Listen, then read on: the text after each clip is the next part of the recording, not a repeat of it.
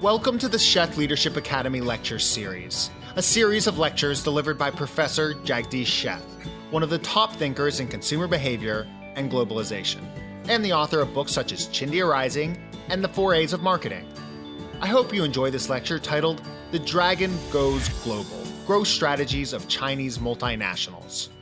Just as the rise of China has been a surprise to the world, especially the Western world, nobody in the early 90s ever imagined that China would become the second largest economy, surpassing Germany and Japan. I think we are in for a similar surprise 10 years from now, 15 years from now, when we find that the Chinese corporations are everywhere. Not only that, but they're dominating industries and have become major competitors, not just to American enterprises, European enterprises, but also to Japanese and Korean enterprises. In fact, the rise of Chinese multinationals and the rise of China in general parallels very much like the rise of Japan after World War II. Japan was destroyed during the war, and its reconstruction happened primarily on an export-driven growth, where the Japanese were encouraged to export their products, not just raw materials, they don't have raw materials, export finished products mostly through the American economy as a part of the strategic alignment.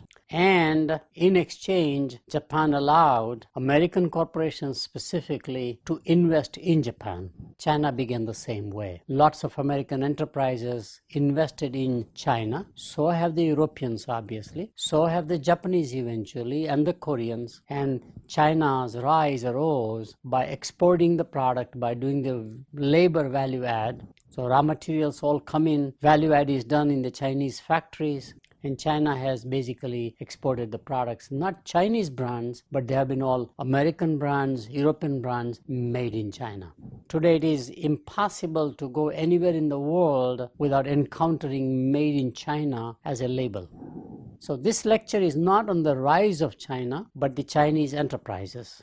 And as I mentioned, Japanese corporations that began as export houses then were encouraged very strongly to create their own brands. So the brands like Sony, Toyota, Canon, Nikon are household names today. Same thing China will do. Just as we had an image about made in Japan, very poor quality, low price, low quality, no standards, maybe adulteration, maybe some defects in the product. Japan had a similar image, and they put a quality process in place, and the rest is history. Today, made in Japan is as admired, if not more, as made in Sweden, made in Germany, and of course, much better than made in America. This is the new reality. So I've been looking at parallel between rise of the Japanese enterprises and the rise of the Chinese enterprises.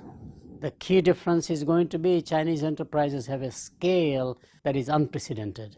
In that way, they resemble more like the American enterprises 100 years ago against the European companies. So we had a scale in the US quite a lot, and we used our domestic market scale to go abroad in terms of both exports as well as investments. So companies like Boeing would be primarily an exporter, many defense contractors would be primarily exporters, but companies like Coca-Cola, 3M company, General Motors will be more like investors into European market after the World War II reconstruction and the Marshall Plan, and into the Japanese economy. So let's go through this presentation, and the title, as I mentioned, is The Dragon Goes Global, Growth Strategies of Chinese Enterprises. Why Chinese enterprises must go global? And I've identified 4 different categories of reasons why they must go global. The first major reason is that the domestic market in China is becoming very competitive.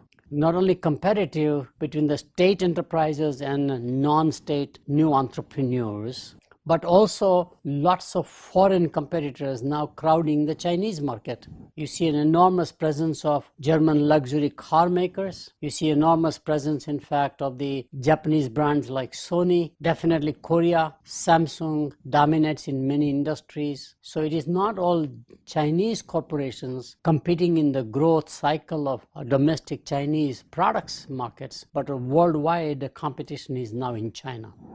Most of them are surviving in the short run because China is growing, but recently as China's domestic growth, product growth has been plateauing as China shifts from products to services economy. Now we see competition intensifying. And when competition intensifies in your domestic market, one safety mechanism, one de-risking strategy is to go globally if possible. So as Apple competes in China successfully, as Microsoft dominates China successfully, as Mahindra, which is an Indian company, buys out 2 tractor companies in China, now you can see why Chinese enterprises must think global, mentally, global mindset, and how do we expand Chinese products worldwide. Second and equally important reason is government policy. Chinese government, for whatever reason, has decided, just like the Japanese government did, as a policy document to simply say our private enterprises, including state-owned enterprises, must think global, act global. In the case of Japan, the 12 Zaibastus, like the Mitsubishi Group, Mitsui Group, Sumitomo, Toyota Group, for example, were all given surprisingly through the Bank of Japan, central bank, to their own banks. Like every Zaibastus or a conglomerate will have their own bank, like Mitsubishi Bank, Mitsui Bank, Sumitomo Bank, will get very favorable capital from the Japanese corporation. Japanese central bank, and will invest into that, and therefore Japanese corporations got enormous cost of capital advantage. And they began to successfully compete worldwide. I think this will be repeated by the Chinese central bank, China Investment Corporation. However they do it, because it is a very key government policy strategy to globalize Chinese enterprises. And this, of course, is very true in infrastructure, especially railroads. Chinese are excellent railroad builders. It is very true, in fact, we know in defense, China's company called China North Industries is one of the largest defense contractors or defense product makers, especially aircraft. I think it's very important to realize so are the Chinese power plants from Shanghai Electric to others. They're very large enterprises in the same league as a GE Energy, Siemens, for example, ABB, and they are both the typical fossil fuel as well as nuclear power plant building capacity. Of course, they come at the lower end of the megawatts capacity, but that's where often you need, rather than just only huge megawatts, they have the all watts capability, which gives them a lot more competitive and attractive on a worldwide basis. And Chinese government, like the Japanese government, is creating soft power through soft loans, through foreign aid, through Confucius Institutes, and as they enter into other economies, especially other emerging economies, they provide an easy door of entry for the Chinese corporations. The third reason is global growth opportunities. Think about the cellular telephone. It is still growing from the voice-based to smartphones and eventually beyond smartphones. I don't even know what that might be. And now Chinese are coming. You see, of course, companies like Lenovo, which dominates the China market. You see Xiaomi. Xiaomi is a very important company, doing quite well in the Chinese market, entering India market, going abroad. You can see professional services, which is a very new angle. Chinese are becoming also as good in services as they are in product industries. So a company like King & Wood, which is a law firm company, Chinese-based, going global, interestingly. And of course, more popular and more well-known examples are the e-commerce companies like Alibaba and Tencent, and those guys are coming in a very big way because e-commerce is a growth platform, cell phones are a growth platform, and they're going into professional services are still very big growth platform, at least for Chinese enterprises.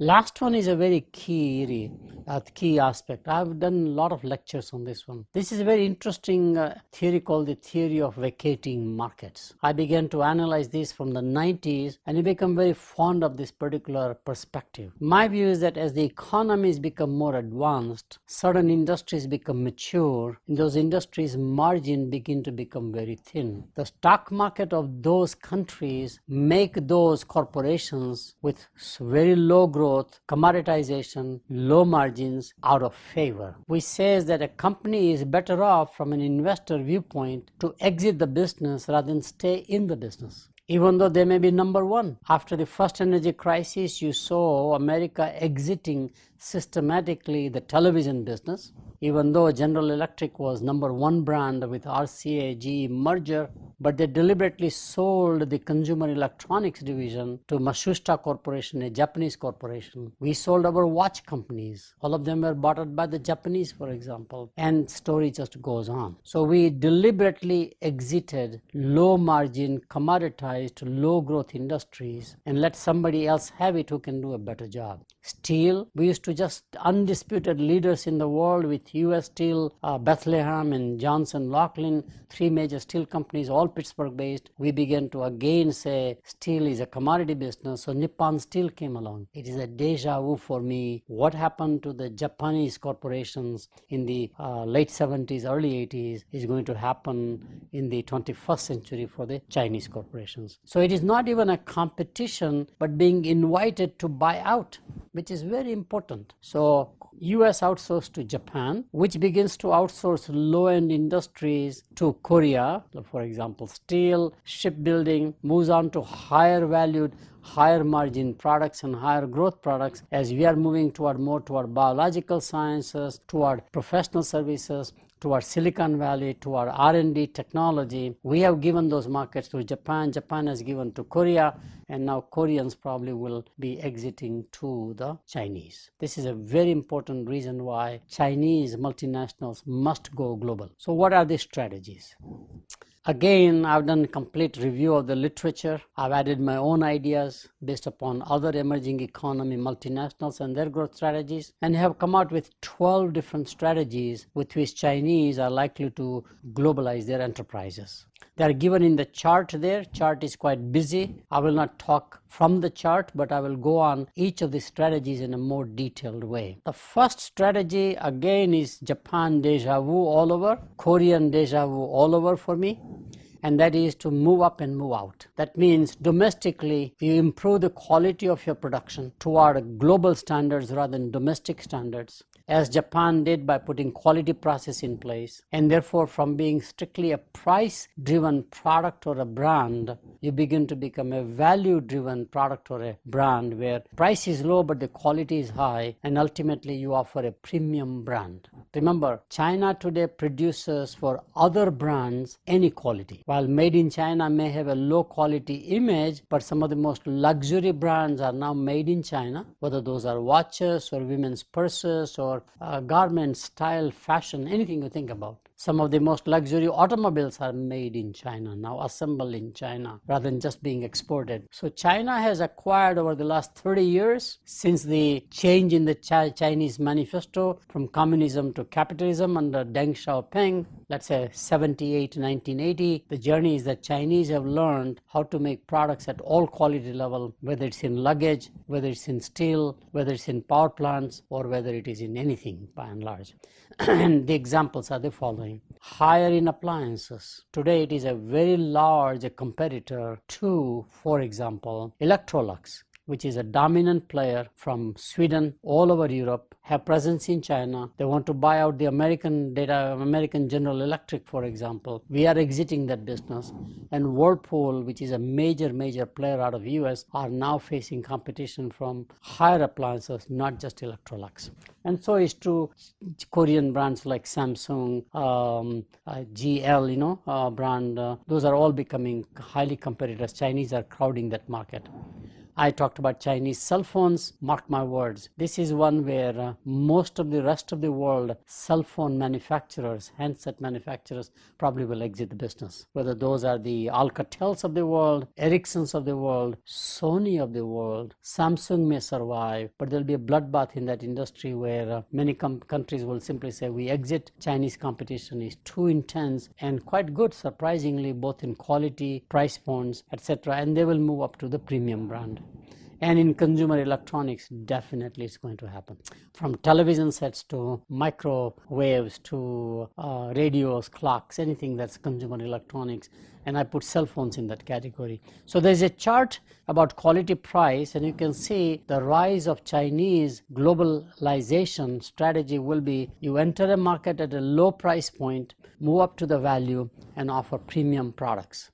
Just like Japan in the automotive sector. You started with Toyota Corolla, small car, no frills, very low price. then move up to Toyota Camry, and then you come out with a luxury brand called Lexus. And that's true, in fact, in this case, is my view. So this is a great strategy, and probably one of the very viable and probably very dangerous strategy for the incumbent competitors. The second strategy is very unique. It is not what Japan did, but I think it is what China will execute. And that is go into domestic market, and from there go to an emerging market, not advanced country. And then after going after most of the emerging markets, saturating them, then come to the advanced economy. Probably the best example of that one has been Huawei Technologies, hardwire the telephone infrastructure industry in China, having a large access to somewhat what I would call non-competitive market, grew quite a lot, built up the capabilities, then goes to Africa or Latin America or to India, and then would come to America. In the cell phone infrastructure today, Huawei Technologies is knocking the doors against the incumbents by and large. I think it's a major power play, very good strategy. So Huawei Technologies is one. Lenovo is a Chinese company. As I mentioned earlier, IBM ThinkPad was sold because PC has become a commodity business. IBM didn't see the margin, was a drag on the corporate, market valuation. And when they decided to outsource the PC making business to Lenovo, sell it to Lenovo, Lenovo has become now number one brand in the world, and now not only does it sell into China and India, but it is now coming to the US market to compete against the HP and the Dell of the world. And again, in this particular case, soft power of China is very valuable. China has given billions of dollars of loans to Latin American countries like Brazil, Argentina, Peru, also to African nations, and primarily to build their infrastructure for whatever reason, whatever their national agenda is, but it creates entry door from emerging market to emerging market. Creating the two new banks, I think that's very key. The Asia Infrastructure Development Bank, which focuses on the neighboring Asian countries, like the ASEAN 10, 11 countries, for example, participating into that one. Also creating, in fact, a new development bank to counterbalance IMF in one way. I think that is creating enormous soft power, in this case, economic power, as opposed to cultural power, as opposed to military power, that they are using quite heavily to go from emerging markets to emerging markets, eventually come to advanced countries. The third is target global diaspora. Chinese have one of the largest and most global diaspora among any nation. It is historical. Till about 1100 AD, China was the dominant economic power, mostly through trade in many ways. And you had many Chinese trading companies that established themselves 500-600 years ago, a lot in Southeast Asia, but also in Africa, but also in Latin America, surprisingly. And therefore, this presence of the global Chinese diaspora and marketing into the diaspora, serving the diaspora, gives you enormous beachhead on a global basis. So Alibaba, as an e-commerce platform, for example, has Chinese merchants and Chinese consumers to serve all over the world. We already talked about King & Wood law firm, and obviously all of us will have a preference of the similarly country of origin suppliers, because we know the culture, we know the language, we know the regulatory systems, the legal system, accounting system. So you begin to patronize people of the same kindred in many ways. And I really think one of the biggest areas where Chinese will go global on the diaspora market would be the professional services, travel and tourism. China is definitely going to be the largest tourism exporting market, which means more Chinese will go as tourists worldwide than any other nation, surpassing Japan and the United States. But Chinese are also now encouraging a lot of tourism, importing tourism, tourists coming from all over the world into China. And I think given that phenomenon, targeting diaspora market would be a great strategy. Next one is really slightly different. It is the elevation or the progression from diaspora market to mainstream markets. I think mainstream market is very, very important, and I think will be very profitable for Chinese art, Chinese athletes, and Chinese movies. China will cater, just like Hollywood now movies are very much mainstream into any country. China, India, Africa. Just as Bollywood movies out of India are not only in India but also Indian diaspora and Indian influence wherever it is, but Indian movies are also becoming mainstream in many ways. I think Chinese movies eventually will become very mainstream. Chinese movies will be Chinese produced and Chinese directed, maybe some Chinese actors, but they will globalize that whole industry.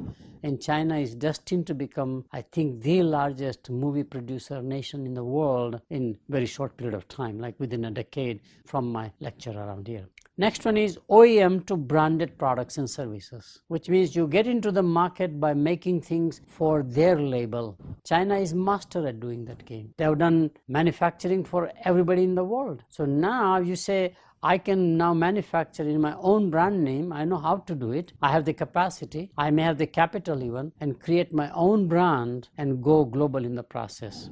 This is going to happen in microwave ovens, consumer electronics, in garments. It will be Chinese brands, not made in China only. And of course, in luggage, that is inevitable. Other than Samsonite, most of the luggage companies are going to be Chinese branded luggage marketers or luggage makers.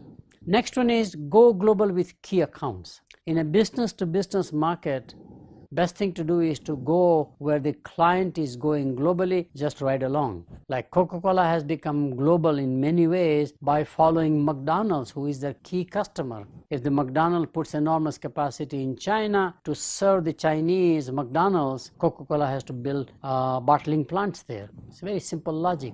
Always we have done that thing to go in professional services wherever the clients are going globally, and therefore go global with key accounts would be very key strategy, like a Foxconn. Who says Foxconn has to make things only in China? As an OEM maker for key accounts, whether those are PCs or cell phones, I can build my factories all over the world and become a global manufacturer to continue, in fact, my relationship with my key customers. And in many infrastructure industries, this will be very common, because in infrastructure industries, you have limited number of customers. Often the government is the only customer. And of course, this is very, very key when it comes to defense by definition. So in energy, railways as infrastructure, etc., Chinese corporations will ride their key accounts worldwide. Next area is leverage scale advantage. If anything else, China has a scale. Everything about China, I find, is probably 10 times, close to 100 times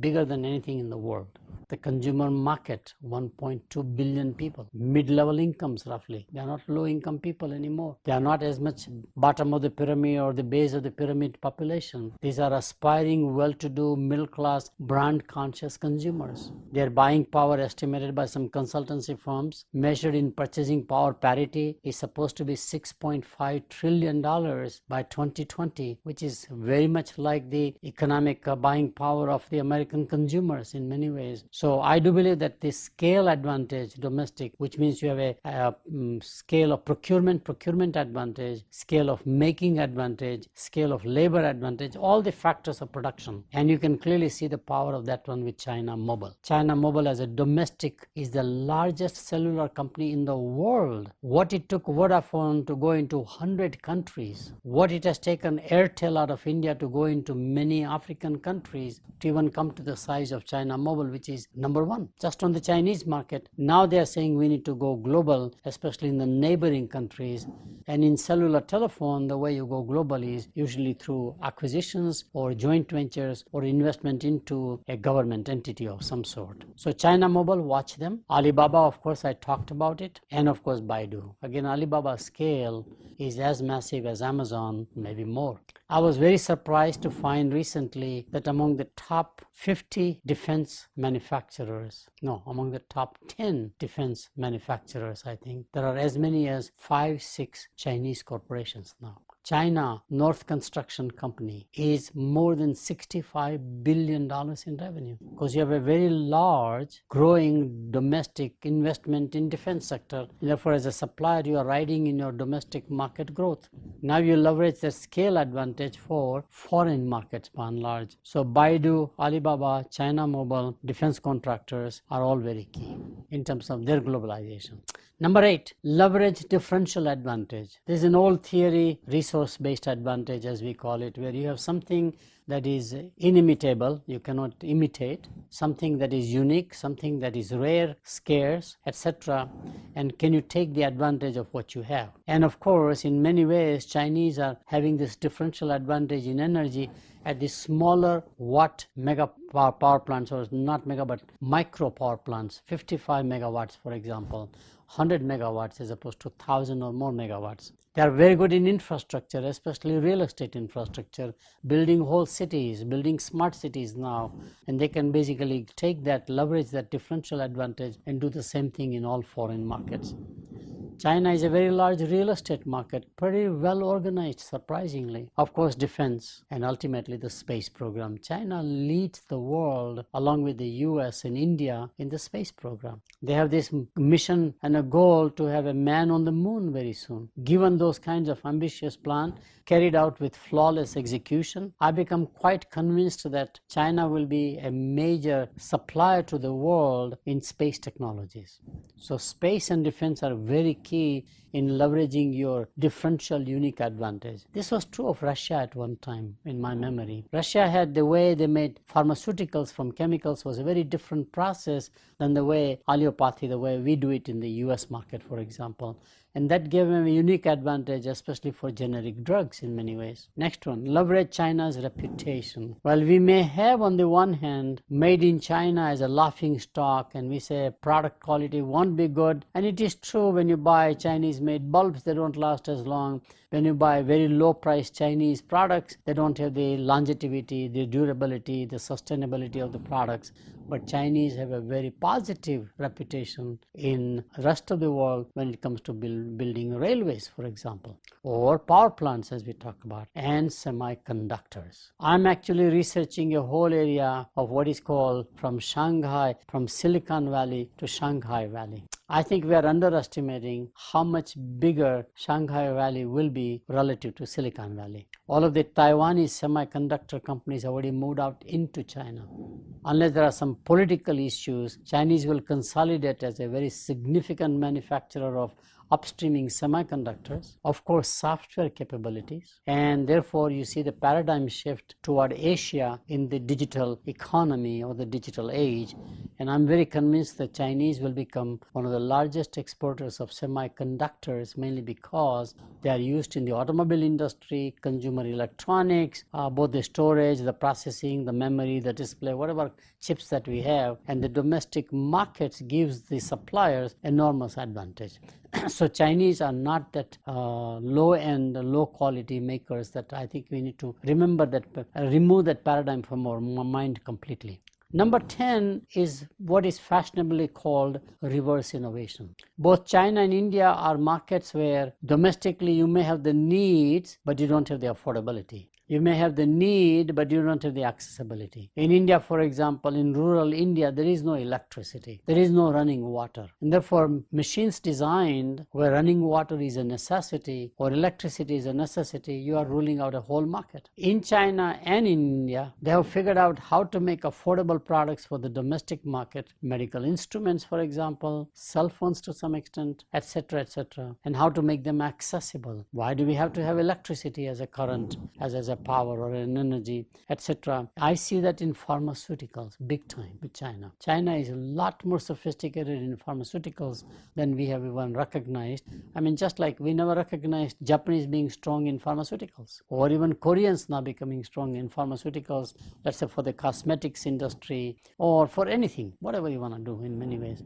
So I personally believe that reverse innovation is here in pharmaceuticals, in medical devices, in consumer electronics, in cell phones, goes on, and therefore you invent over there but market it over here. I think that's a major area. Number 11 is leverage China's soft power. I have already talked about it several times. Watch out for China's soft power. I was very surprised to learn recently that there are 500 Confucius Institutes, all funded by China's foreign ministry. or Ministry of Foreign Affairs. Each one is a multi-million-dollar commitment, primarily to promote language, culture, and now economics, which means Confucius Institute becomes a national champion for promoting Chinese investments, Chinese products all over the world. And these 500 institutes are located everywhere in the world, emerging economies, advanced economies, and they are the ambassador for the nation. And as they begin to do good in the community work, in other words, behave more like a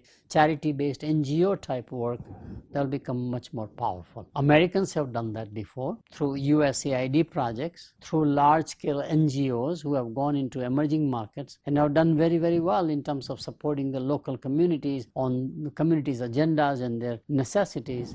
I think the Chinese will also have a very large philanthropy houses, large NGOs, and will create soft power culturally, economically, militarily, and maybe politically, and that gives an advantage to the Chinese corporations, as we got the advantage in Europe through the Marshall Plan and in Japan through the reconstruction, rebuilding of Japan. Number 12, acquisitions in advanced markets. As I mentioned earlier, you have a lot of sunset industries where the local stock market does not bless the profit objectives and the growth objectives. They are below subpar. And therefore you begin to exit those industries. They are declared sunset industries, and Chinese will be one of the key buyers of those sunset industries. We have seen already an acquisition in pork right now. Chemicals like Potash Corporation in Canada, Chinese try to buy that. Lots of industrial raw materials which are so commoditized, especially with the collapse of the oil price, natural gas price, lots of assets will be up for grabs. To me, the country today and the enterprises who can make acquisitions because they have the capital in their hands are going to be Chinese enterprises. Besides the politics coming in the way, I think it will be a lot more acquisition as a key strategy. So what lessons have we learned so far in Chinese enterprise journeys toward globalization? Out of the 12 strategies that I mentioned, 2 are the most critical ones. 2 have the most successful formula, and that is, one is a move up and move out, and the other one is major acquisitions in sunset mature industries. However, to successfully transition from an ethnocentric enterprise to a truly transnational enterprise like Lenovo is trying to do, Huawei Technologies is trying to do, Higher Technologies, Higher Appliances is trying to do, my view is that will require, that will be necessary for long-term success, but it will require 2 things.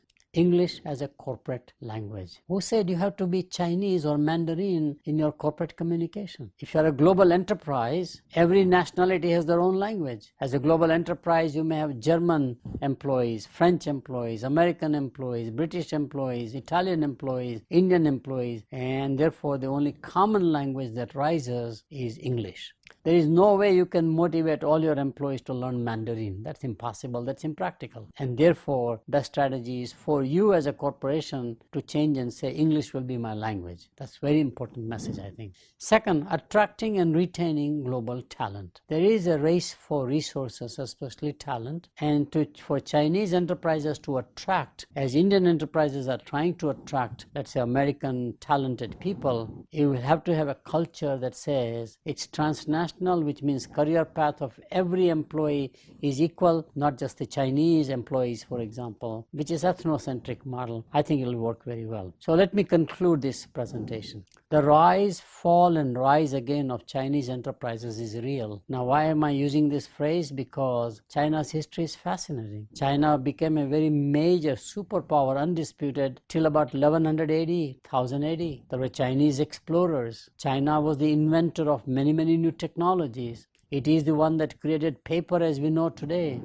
The technologies are fascinating. Certainly China nosedives with the rise of the colonial powers. Industrial revolution takes place. Chinese eventually shut the borders so that they cannot be contaminated by the Western culture, Ming Dynasty, whatever happens. And now you see the rise of China again, or rise of Chinese enterprises again. I think this is very key. Chinese enterprises have several competitive advantages for their global expansion strategies. These include their global diaspora, domestic scale, affordability, making affordable products, and growing the soft power or growing soft power of China. Chinese merchant community has been well established across the globe for centuries. Very key middlemen there, very, very important.